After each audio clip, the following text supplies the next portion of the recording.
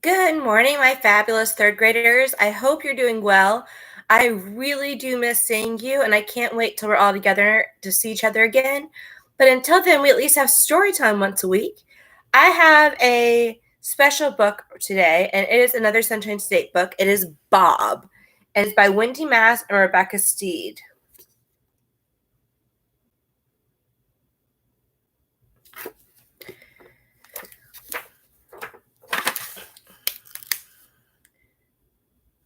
So Bob, published by Squarefish. Chapter 1, Livy. I feel bad that I can't remember anything about Grand Nicholas's house. On the table in her kitchen, Grant has lined up 3 things I did not remember. 1, a green stuffed elephant in overalls. 2, a net bag full of black chess pieces. 3, a clunky old tape recorder. You love these things when you were here before, Grand Nicholas tells me. But I don't remember any of it. Not the horses, Grand Nicholas says, pointing out the window of the dust yard.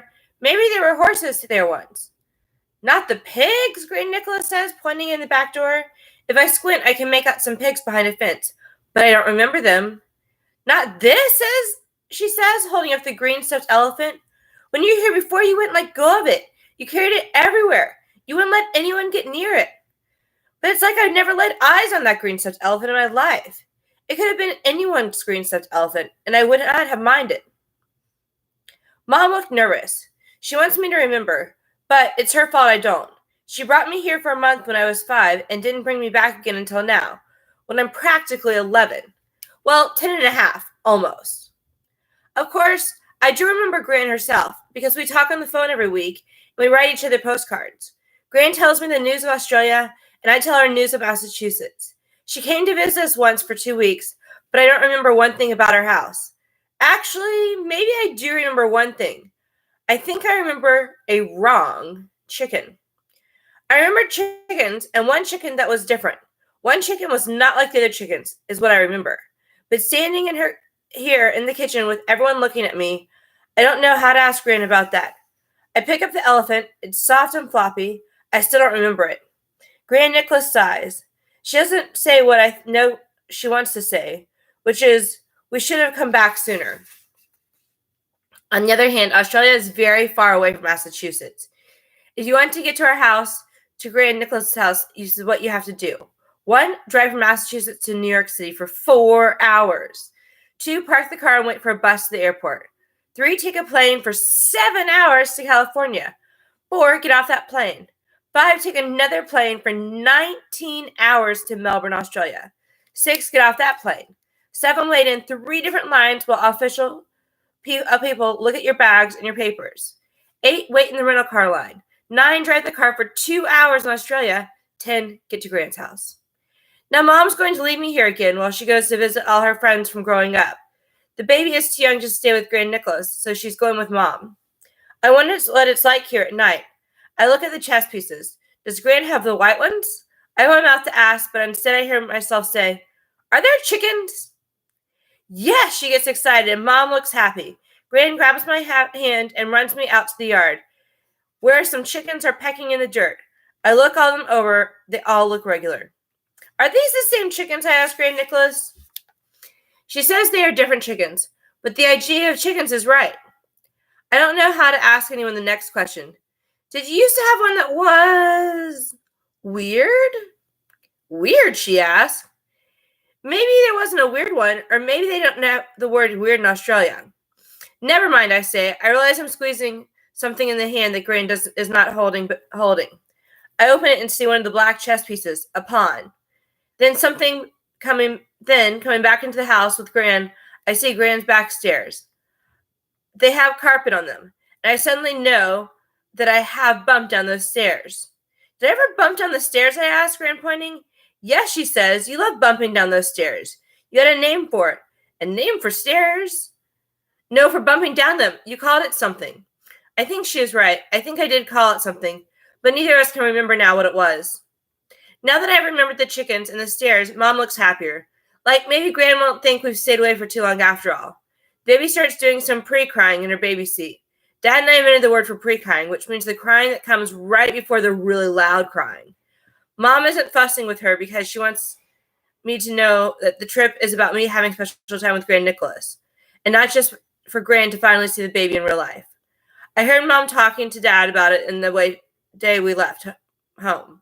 Mom said I want Livia to know that this trip is about her having special time with Gran, not just about the baby. And Dad said, I know, hun. You told me yesterday and this morning. Dad didn't come to Australia with us.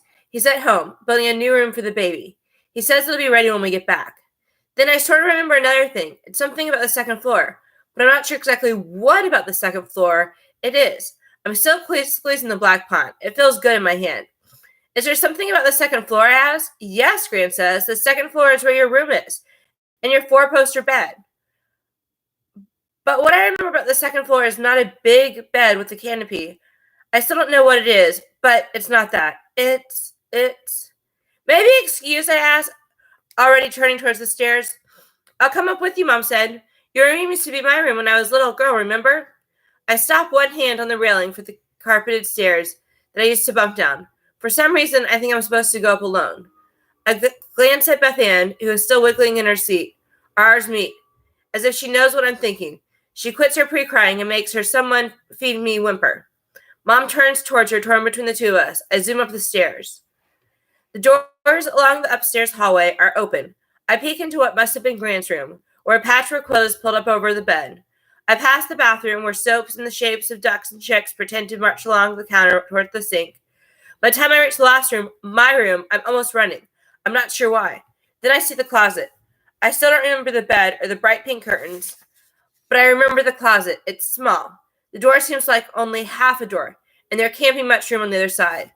I think I left something inside, something really, really important. My hand reaches for the doorknob. I know exactly where the light cord is, and I watch my hand reach out and pull it. The light flickers on. Here's what I see. 1, a high shelf jammed with shoe boxes falling down stacks of old comic books. 2, below that, clothes on hangers dangle from a bar. There's a tutu with sequins and a few summer dresses for someone a lot smaller than me. Maybe Gran is keeping them for Beth Ann in a long time. Right now, Beth Ann is so small she can barely keep a shirt on. One shoulder is falling off of her neck hole. If I try to fix it, she cries. 3, on the floor under the little dresses, a Lego pirate ship sits in the brown carpet. It has 4 sails and a mast and a lookout tower and even a swimming pool. It must have taken a long time to build. 4, next to the pirate ship is a thick, old dictionary. 5, and standing on top of the dictionary is a small zombie wearing a chicken suit. He's rubbing his eyes, a Lego pirate clutched in one green hand. When his eyes adjust the light, he uses them to look up at me. Then he says, "You're back. You took long enough." Oh my goodness, a small zombie. Isn't that crazy? Chapter 2. Her brown hair is longer and her cheeks are less round, but I know it's her. Livy! She told me to wait here and I waited. 5 years is a long time. Oh, this is Bob. Chapter 2 is Bob. 5 years is a long time to hang out in a closet. Well, what else did I have going on? Not much, I'll tell you that. Here's some things I did while I was awaited while she returned. 1. Counted 987,654,321 6 times. Built a Lego pirate ship 63 times in the dark. Played chess against a Lego pirate monkey and still lost most of the time. Tried to do the hokey pokey that like Livy had taught me. There's not too much room to turn myself around in this narrow closet without hitting the walls. 5. Cried, but only once. 6. Okay twice, each day, but only for the first year. 7. Meditated a few times after hearing Gran play a self-help tape on the benefits of calming the mind. This was actually not bad, and even though my legs cramped from sitting cross-legged. 8. Took a lot of naps, some lasting a few weeks at a time. 9. Thought of all the reasons that might explain why Livy didn't come back for me. A. She was abducted by aliens, but I'm not convinced aliens exist. Zombies, yes. Other monsters, probably, but aliens, not sure. B. Her family won the Saturday Lotto and went on the world's longest tour. If so, she could have stopped here to pick me up. I'm small enough to fit in an overhead bin, and I do enjoy a nice salty peanut snack. C. She discovered an ancient mummy in Egypt, but got busy giving interviews. But I think I would have heard Gran Nicholas talk about this on the phone. Gran is a loud talker, and I have excellent hearing. D. She got scared, but Livy is the bravest person I've ever met. She didn't like me anymore. This is the one that led to the crying. But now she stands before me, and she looks so sorry and surprised that it's hard to be mad at her. I still am, but less. You're all grown up, I say, letting the hand of holding the Lego pirate swing behind my back. She flips her hair over one shoulder. Almost 11. You're a lot taller, and your face is not as mushy. She reaches out a hand toward me, and then lets it fall back. I'm so sorry. You told me to wait for you in the closet. You said you'd be right back. She tilts her head at me just like she used to before when she was trying to puzzle something out. Did I really say I'd be right back? I considered this. Well, if you didn't see me soon, 5 years soon, isn't even that soonish? Livy looks at her feet. I can't remember anything, honestly.